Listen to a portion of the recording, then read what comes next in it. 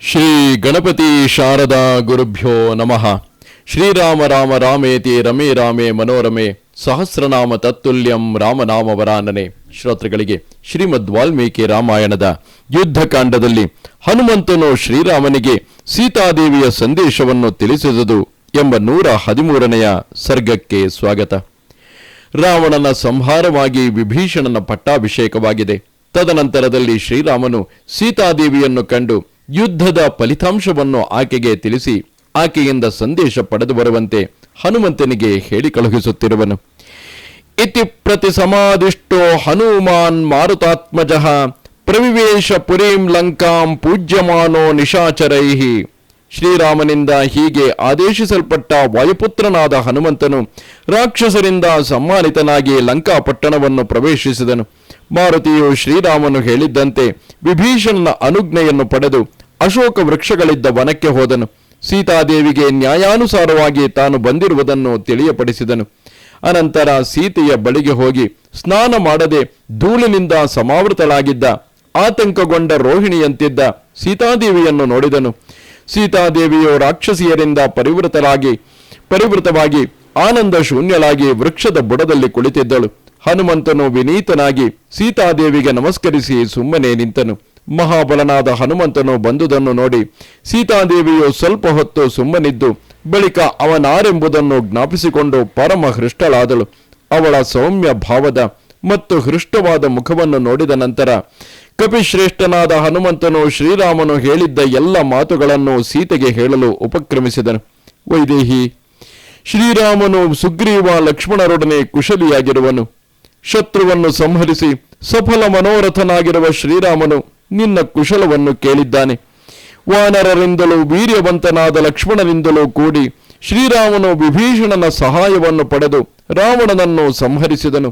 ಧರ್ಮಜ್ಞಳೇ ಸೀತಾದೇವಿ, ನಾನು ನಿನಗೆ ಇನ್ನೂ ಪ್ರಿಯವಾದ ಮಾತುಗಳನ್ನು ಹೇಳಿ ನಿನ್ನ ಮನಸ್ಸನ್ನು ಮತ್ತಷ್ಟು ಪ್ರಸನ್ನಗೊಳಿಸುತ್ತೇನೆ.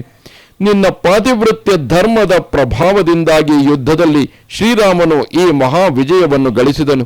ಈಗ ನೀನು ಕೊರಗುವುದನ್ನು ಬಿಟ್ಟು ಸಮಾಧಾನದಿಂದಿರು. ಶತ್ರುವಾದ ರಾವಣನು ಹತನಾಗಿದ್ದಾನೆ.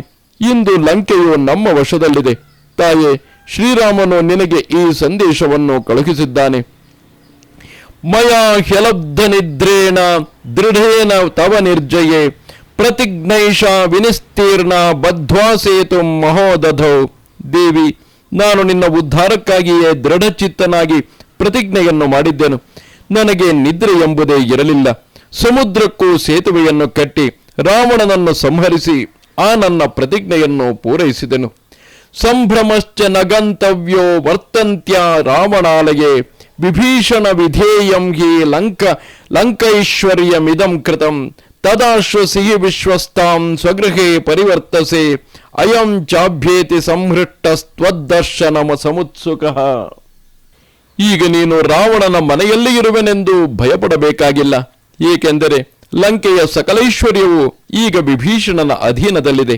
ಆದುದರಿಂದ ನೀನೀಗ ನಿನ್ನ ಮನೆಯಲ್ಲಿಯೇ ಇರುವುದಾಗಿ ಭಾವಿಸಿ ನಿಶ್ಚಿಂತಳಾಗಿ ಧೈರ್ಯವನ್ನು ತಾಳು. ವಿಭೀಷಣನು ಕೂಡ ಆನಂದ ಭರಿತನಾಗಿ ನಿನ್ನನ್ನು ಸಂದರ್ಶಿಸುವ ಉತ್ಕಟೇಚ್ಛೆಯಿಂದ ನಿನ್ನ ಬಳಿಗೆ ಬರುತ್ತಾನೆ. ಹನುಮಂತನು ಹೇಳಿದ ಶ್ರೀರಾಮನ ಸಂದೇಶವನ್ನು ಕೇಳಿ ಚಂದ್ರಮುಖಿಯಾದ ಸೀತಾದೇವಿಗೆ ಅತ್ಯಂತ ಹರ್ಷವಾಯಿತು. ಹರ್ಷಾಧಿಕ್ಯದಿಂದ ಅವಳ ಬಾಯಿಂದ ಮಾತೆ ಹೊರಡದಂತಾಯಿತು. ಸೀತಾದೇವಿಯು ಮಾತನಾಡದಿದ್ದುದನ್ನು ಕಂಡು ಹನುಮಂತನು ಹೇಳಿದನು, ದೇವಿ, ನೀನೇನನ್ನು ಯೋಚಿಸುತ್ತಿರುವೆ? ನನ್ನೊಡನೆ ಏಕೆ ಮಾತನಾಡುತ್ತಿಲ್ಲ?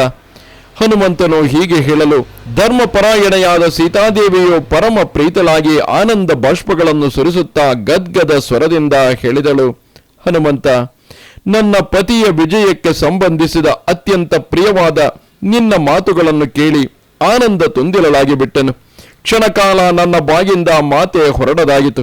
ವಾನರ ವೀರನೇ, ಇಂತಹ ಸಂತೋಷದ ಸುದ್ದಿಯನ್ನು ಕೇಳಿದ ನಾನು ನಿನಗೆ ಯಾವುದಾದರೂ ಪುರಸ್ಕಾರವನ್ನು ಕೊಡಲು ಯೋಚಿಸುತ್ತಿದ್ದೇನೆ.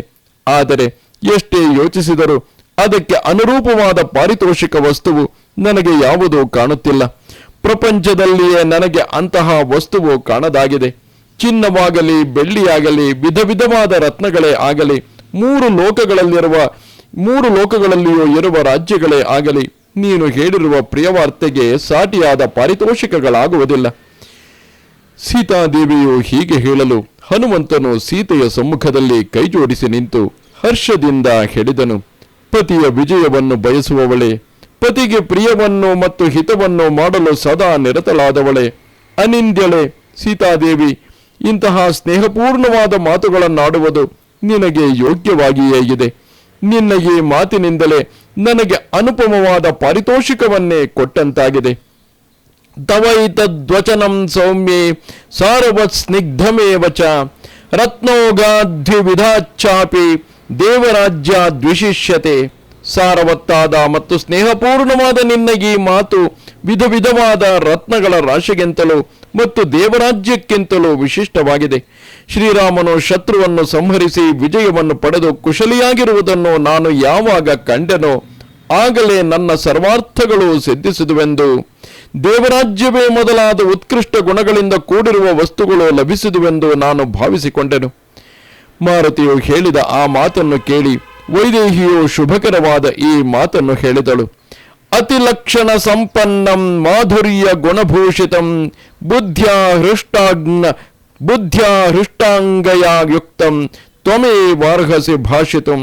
ವಾನರ ಶ್ರೇಷ್ಠನೇ, ಉತ್ತಮ ಲಕ್ಷಣಗಳಿಂದ ಕೂಡಿರುವ ಮಾಧುರ್ಯ ಗುಣದಿಂದ ಭೂಷಿತವಾದ 8 ಅಂಗಗಳಿಂದ ಅಥವಾ ಗುಣಗಳಿಂದ ಸಮಲಂಕೃತವಾದ ಬುದ್ಧಿಯಿಂದ ಮಾತನಾಡಲು ನೀನೊಬ್ಬನೇ ಸಮರ್ಥನಾಗಿರುವೆ. ಇಲ್ಲಿ ಅಷ್ಟಾಂಗಯುಕ್ತ ಅಥವಾ 8 ಗುಣಗಳಿಂದ ಸಮಲಂಕೃತವಾದ ಬುದ್ಧಿ ಎಂದರೆ ಕೇಳುವ ಇಚ್ಛೆಗಿರುವುದು, ಕೇಳುವುದು, ಗ್ರಹಿಸುವುದು, ಧರಿಸುವುದು, ತರ್ಕ ವಿತರ್ಕ, ಸಿದ್ಧಾಂತದ ನಿಶ್ಚಯ, ಅರ್ಥಜ್ಞಾನ ಮತ್ತು ತತ್ವಜ್ಞಾನ. ಇವೇ ಬುದ್ಧಿಯ 8 ಗುಣಗಳು. ಶ್ಲಾಘನೀಯೋ ನಿಲಸ್ಯತ್ವಂ ಪುತ್ರ ಪರಮಧಾರ್ಮಿಕಃ ಬಲಂ ಶೌರ್ಯಂ ಶ್ರುತಂ ಸತ್ವಂ ವಿಕ್ರಮೋ ದಾಕ್ಷ್ಯಮುತ್ತಮಂ ತೇಜಕ್ಷಮಾ ಧೃತಿರ್ಧೈರ್ಯಂ ವಿನೀತತ್ವಂ ನ ಸಂಶಯಃ ಏತೇ ಚಾನ್ಯೇ ಚ ಬಹವೋ ಗುಣಾಸ್ತ್ವಯ್ಯೇವ ಶೋಭನಾಃ. ನೀನು ವಾಯುದೇವನಿಗೆ ಶ್ಲಾಘನೀಯನಾದ ಮಗನು, ಧರ್ಮಾತ್ಮನೂ ಆಗಿರುವೆ. ಶಾರೀರಿಕ ಬಲ, ಶೌರ್ಯ, ಶಾಸ್ತ್ರಜ್ಞಾನ, ಮಾನಸಿಕ ಬಲ, ಪರಾಕ್ರಮ, ದಕ್ಷತೆ, ತೇಜಸ್ಸು, ಕ್ಷಮೆ, ಧೈರ್ಯ, ಸ್ಥಿರತೆ, ವಿನಯ ಇವೇ ಮುಂತಾದ ಅನೇಕವಾದ ಶುಭಗುಣಗಳು ನಿನ್ನಲ್ಲಿಯೇ ಮನೆ ಮಾಡಿಕೊಂಡಿವೆ. ಇದರಲ್ಲಿ ಸಂಶಯವೇ ಇಲ್ಲ. ಸೀತೆಯು ಹೀಗೆ ಹೇಳಲು ಸ್ವಲ್ಪವಾದರೂ ಭ್ರಾಂತನಾಗದ ಹನುಮಂತನು ವಿನೀತನಂತೆ ಕೈಮುಗಿದುಕೊಂಡು ಸೀತೆಯ ಮುಂದೆ ನಿಂತು ಹೇಳಿದನು. ದೇವಿ, ನೀನೇನಾದರೂ ಅನುಮತಿಸಿದರೆ ಈ ಹಿಂದೆ ನಿನ್ನನ್ನು ಹೆದರಿಸಿ ಬೆದರಿಸುತ್ತಿದ್ದ ಈ ಎಲ್ಲ ರಾಕ್ಷಸಿಯರನ್ನು ಸಂಹರಿಸುತ್ತೇನೆ. ಪತಿಯನ್ನೇ ದೇವತೆಯೆಂದು ಭಾವಿಸಿರುವ ನೀನು ಈ ಅಶೋಕ ವನಕ್ಕೆ ಬಂದು ಕ್ಲೇಶಗಳನ್ನು ಅನುಭವಿಸುತ್ತಿದ್ದೆ. ಆ ಸಮಯದಲ್ಲಿ ರಾವಣನ ಆಜ್ಞೆಯಂತೆ ಭಯಂಕರವಾದ ರೂಪಗಳನ್ನು ಹೊಂದಿರುವ, ಭಯಂಕರವಾದ ವ್ಯವಹಾರವುಳ್ಳ, ಕ್ರೂರವಾದ ಕಣ್ಣುಗಳನ್ನು ಹೊಂದಿರುವ, ವಿಕಾರವಾದ ಮುಖಗಳನ್ನು ಹೊಂದಿರುವ ಈ ರಾಕ್ಷಸಿಯರು ಹಲವಾರು ಬಾರಿ ನಿನ್ನ ವಿಷಯದಲ್ಲಿ ಕಠಿಣವಾದ ಮಾತುಗಳನ್ನಾಡುತ್ತಾ ನಿನ್ನನ್ನು ಪೀಡಿಸುತ್ತಿದ್ದರು. ಅವರ ಎಲ್ಲ ಮಾತುಗಳನ್ನು ನಾನು ಇಲ್ಲೇ ಕೇಳಿಸಿಕೊಂಡಿದ್ದೆನು. ವಿಕಾರವಾದ ಆಕಾರಗಳನ್ನು ಹೊಂದಿರುವ, ಕ್ರೂರಿಗಳಾದ, ಒರಟಾದ ಕೂದಲುಗಳನ್ನು, ಕ್ರೂರವಾದ ಕಣ್ಣುಗಳನ್ನು ಹೊಂದಿರುವ ಇವರಿಗೆ ವಿವಿಧ ರೀತಿಯಲ್ಲಿ ಪ್ರಹಾರಗಳನ್ನು ಕೊಟ್ಟು ಸಂಹರಿಸಬೇಕೆಂದಿದ್ದೇನೆ. ದೇವಿ, ನನಗೆ ಇದೊಂದು ವರವನ್ನು ದಯಪಾಲಿಸು. ಹಿಂದೆ ಇವರೆಲ್ಲರೂ ಕರ್ಣ ಕಠೋರವಾದ ಮಾತುಗಳಿಂದ ನಿನ್ನನ್ನು ಪೀಡಿಸುತ್ತಿದ್ದರು, ನಿನ್ನನ್ನು ತಿಂದು ಬಿಡುವುದಾಗಿಯೂ ಹೆದರಿಸುತ್ತಿದ್ದರು. ಇವರೆಲ್ಲರನ್ನೂ ನಾನು ಮುಷ್ಟಿ ಪ್ರಹಾರಗಳಿಂದಲೂ, ಹಿಮ್ಮಡಿಗಳ ಪ್ರಹಾರಗಳಿಂದಲೂ, ನನ್ನ ಈ ವಿಶಾಲವಾದ ತೋಳುಗಳ ಪ್ರಹಾರಗಳಿಂದಲೂ, ಮೊಣಕಾಲು ಮತ್ತು ಮಂಡಿಗಳ ಪ್ರಹಾರಗಳಿಂದಲೂ ಸಂಹರಿಸುತ್ತೇನೆ. ಇವರ ಕಿವಿ ಮೂಗುಗಳನ್ನು ಕತ್ತರಿಸಿ ಹಾಕುತ್ತೇನೆ. ಇವರ ತಲೆಗೂದಲುಗಳನ್ನು ಒಂದೊಂದನ್ನಾಗಿಯೇ ಕೇಳುತ್ತೇನೆ. ಹೀಗೆ ನಿನಗೆ ಅಪಕಾರವನ್ನೆಸಗಿರುವ ಇವರೆಲ್ಲರನ್ನು ಕೆಳಕ್ಕೆ ಬೀಳಿಸಿ ಸಂಹರಿಸಲು ಬಯಸಿದ್ದೇನೆ. ಯಶೋವತಿಯೇ, ಈ ಒಂದು ವರವನ್ನು ನನಗೆ ದಯಪಾಲಿಸು. ಹನುಮಂತನ ಆ ಮಾತನ್ನು ಕೇಳಿ ಕರುಣಾಮಯಿಯಾದ ದೀನವತ್ಸಲೆಯಾದ ಸೀತಾದೇವಿಯು ಸ್ವಲ್ಪ ಹೊತ್ತು ಯೋಚಿಸುತ್ತಿದ್ದು ಕಾರ್ಯ ಅಕಾರ್ಯಗಳನ್ನು ವಿಮರ್ಶಿಸಿ ವಾಯುಪುತ್ರನಿಗೆ ಹೇಳಿದಳು. ಕಪಿಶ್ರೇಷ್ಠನೇ, ಇವರೆಲ್ಲರೂ ರಾವಣ ರಾಜನ ಆಶ್ರಯದಲ್ಲಿದ್ದರು. ಅವನಿಗೆ ವಶರಾಗಿದ್ದರು. ಅವನ ಆಜ್ಞೆಯಂತೆ ನಡೆದುಕೊಳ್ಳುತ್ತಿದ್ದರು. ರಾಜನಿಗೆ ವಿಧೇಯರಾಗಿದ್ದ ದಾಸಿಯರ ವಿಷಯದಲ್ಲಿ ಯಾವನು ತಾನೇ ಕೋಪಿಸಿಕೊಳ್ಳುತ್ತಾನೆ? ನಾನಾದರೂ ಭಾಗ್ಯಹೀನೆಯಾಗಿದ್ದೆನು. ನಾನು ಹಿಂದೆ ಮಾಡಿದ ದುಷ್ಕರ್ಮವು ಅದರ ಫಲವನ್ನು ಕೊಡುತ್ತಿದ್ದಿತು. ಆದುದರಿಂದಲೇ ನಾನು ಇಂತಹ ಕಷ್ಟಗಳೆಲ್ಲವನ್ನು ಅನುಭವಿಸಿದನು. ಸ್ವಕೃತಂ ಹಿಪಪೂಜ್ಯತೆ ಯಾವುದೇ ಪ್ರಾಣಿಯಾದರೂ ತಾನು ಮಾಡಿದ ಪಾಪ ಪುಣ್ಯ ಕರ್ಮಗಳಿಗೆ ಅನುಗುಣವಾದ ಫಲವನ್ನು ಅನುಭವಿಸಲೇಬೇಕು. ಆದುದರಿಂದ ದಾಸಿಯರಾದ ಈ ರಾಕ್ಷಸಿಯರನ್ನು ಸಂಹರಿಸುವೆನೆಂಬ ಮಾತನ್ನೇ ಹೇಳಬಾರದು. ನನ್ನ ವಿಷಯದಲ್ಲಿ ದೈವದ ಚಿಂತನೆಯೇ ಹೀಗಿದೆ. ಗ್ರಹಗಳ ದಶಾಭುಕ್ತಿ ಯೋಗಗಳಿಗೆ ಅನುಸಾರವಾಗಿ ನಾನು ಈ ದುಃಖವನ್ನು ಅನುಭವಿಸುವುದು ಅನಿವಾರ್ಯವಾಗಿತ್ತು.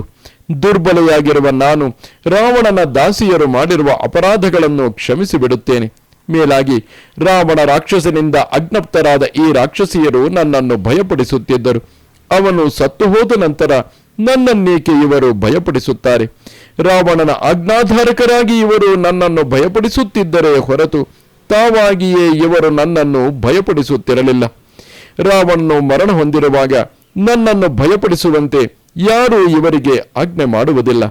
ಆದುದರಿಂದ ಇವರು ಇನ್ನು ಮುಂದೆ ನನ್ನನ್ನು ಭಯಪಡಿಸುವುದಿಲ್ಲವೆಂಬುದು ಸ್ಪಷ್ಟವಾಗಿಯೇ ಇದೆ. ಆದುದರಿಂದ ಇವರನ್ನು ಸಂಹರಿಸುವುದು ಖಂಡಿತವಾಗಿಯೂ ಉಚಿತವಲ್ಲ. ಹನುಮಂತ, ಈ ವಿಷಯದಲ್ಲಿ ಕರಡಿಯು ಹುಲಿಗೆ ಹೇಳಿದ ಪುರಾಣ ಶ್ಲೋಕವೊಂದಿದೆ. ಅದನ್ನು ಹೇಳುವೆನು ಕೇಳು. ನಪರ ಪಾಪಮಾದತ್ತೆ ಪರೇಶಾಂ ಪಾಪಕರ್ಮಣಾಂ ಸಮಯೋ ರಕ್ಷಿತವ್ಯಸ್ತು ಸಂತಶ್ಚಾರಿತ್ರಭೂಷಣಃ. ಬೇರೊಬ್ಬರ ಪ್ರೇರಣೆಯಿಂದ ಒಬ್ಬನು ಮಾಡಿದ ಪಾಪವನ್ನು ಪ್ರಾಜ್ಞರು ಎಂದಿಗೂ ಗಣನೆಗೆ ತೆಗೆದುಕೊಳ್ಳುವುದಿಲ್ಲ. ಆದುದರಿಂದ ಸತ್ಪುರುಷನಾದವನು ತನ್ನ ಪ್ರತಿಜ್ಞೆಯನ್ನು ಮತ್ತು ಸದಾಚಾರವನ್ನು ಯಾವಾಗಲೂ ರಕ್ಷಿಸಿಕೊಳ್ಳಬೇಕು. ಸತ್ಪುರುಷರು ಯಾವಾಗಲೂ ಸಚ್ಚರಿತ್ರೆಯನ್ನೇ ಭೂಷಣವನ್ನಾಗಿ ಉಳ್ಳವರು. ಪಾಪಾನಾಂ ವಾ ಶುಭಾನಾಂ ವಾ ವಧಾರ್ಹಣಾಮಾತ್ಮಥಾಪಿ ವಾ ಕಾರ್ಯಂ ಕಾರುಣ್ಯಮಾರ್ಗೇಣ ನ ಕಶ್ಚಿನ್ನಪರಾಧ್ಯತಿ. ಸತ್ಪುರುಷರಾದವರು ಪಾಪಿಷ್ಠರ ವಿಷಯದಲ್ಲೇ ಆಗಲಿ, ಸತ್ಪುರುಷರ ವಿಷಯದಲ್ಲೇ ಆಗಲಿ, ವಧಿಗೆ ಯೋಗ್ಯರಾದವರ ವಿಷಯದಲ್ಲೇ ಆಗಲಿ ಕಾರುಣ್ಯ ಭಾವದಿಂದಲೇ ಇರಬೇಕು. ಏಕೆಂದರೆ ಅಪರಾಧ ಮಾಡದೇ ಇರತಕ್ಕವನು ಪ್ರಪಂಚದಲ್ಲಿ ಯಾವನೂ ಇಲ್ಲ. ಲೋಕಹಿಂಸಾ ವಿಹಾರಾಣಾಂ ಕ್ರೂರಾಣಾಂ ಪಾಪಕರ್ಮಣಾಂ ಕುರ್ವತಾಮಪಿ ಪಾಪಾನಿ ನೈವ ಕಾರ್ಯಮಶೋಭನಂ. ಜನರನ್ನು ಹಿಂಸಿಸುವುದರಿಂದಲೇ ಯಾರು ಆನಂದ ಪಡುವರೋ, ಯಾರು ಕ್ರೂರಿಗಳೋ ಮತ್ತು ಪಾಪಕರ್ಮಿಗಳೋ, ಪಾಪಕರ್ಮಗಳನ್ನು ಯಾವಾಗಲೂ ಮಾಡುತ್ತಲೇ ಇರುವರೋ ಅಂತಹವರಿಗೂ ಕೇಡನ್ನು ಬಯಸಬಾರದು. ಈ ಮಾತುಗಳು ಹಿಂದಿನ ಒಂದು ಕಥೆಯಿಂದ ತೆಗೆದುಕೊಳ್ಳಲಾಗಿದೆ. ಒಂದು ಹುಲಿ ವ್ಯಾಧನೊಬ್ಬನನ್ನು ಅಟ್ಟಿಸಿಕೊಂಡು ಬರುತ್ತದೆ. ವ್ಯಾಧನು ಕೂಡಲೇ ಮರವನ್ನು ಹತ್ತಿಬಿಡುತ್ತಾನೆ. ಹುಲಿಯು ಮರವನ್ನು ಹತ್ತಲಾಗದೆ ಕೆಳಗೆ ನಿಲ್ಲಬೇಕಾಯಿತು. ಅದೇ ಮರದಲ್ಲಿಯೇ ಒಂದು ಕರಡಿಯು ಎದ್ದಿತು. ಸ್ವಲ್ಪ ಹೊತ್ತಿನ ನಂತರ ವ್ಯಾಧನು ನಿದ್ದೆ ಹೋದನು. ಆ ಸಮಯದಲ್ಲಿ ಮರದ ಕೆಳಗಿದ್ದ ಹುಲಿಯು ಕರಡಿಗೆ ಹೇಳಿತು, ಮಿತ್ರನೇ, ವ್ಯಾಧನು ಪ್ರಾಣಿಗಳನ್ನು ಕೊಲ್ಲುವವನು, ಆದುದರಿಂದ ಅವನನ್ನೀಗ ಕೆಳಕ್ಕೆ ತಳ್ಳಿಬಿಡು ಎಂದಿತು. ಆದರೆ ಕರಡಿಯು, ಹಾಗೆ ನಾನು ವ್ಯಾಧನನ್ನು ಕೆಳಕ್ಕೆ ತಳ್ಳಲಾರೆ. ಅವನು ಈಗ ನನ್ನ ಆಶ್ರಯದಲ್ಲಿರುವನು. ಆಶ್ರಯದಲ್ಲಿ ಇರುವವನನ್ನು ಹೊರದೂಡುವುದು ಪಾಪಕರ ಎಂದಿತು.